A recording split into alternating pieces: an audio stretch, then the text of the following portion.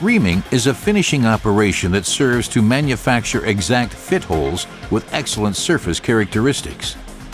The material removal can be, depending on material and diameter of the hole, up to 1/32 of an inch. Insert the reamer in the Morse taper spindle and complete the operation with a sharp upwards push. Caution: there is a risk of injury from the sharp cutting edges. To work at low speed and high torque, select gear setting 1.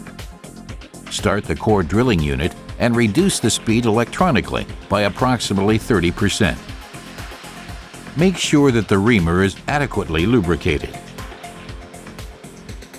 Warning: it is vital that the core drilling unit is not moved between the drilling and subsequent reaming operations. Only change the stroke setting.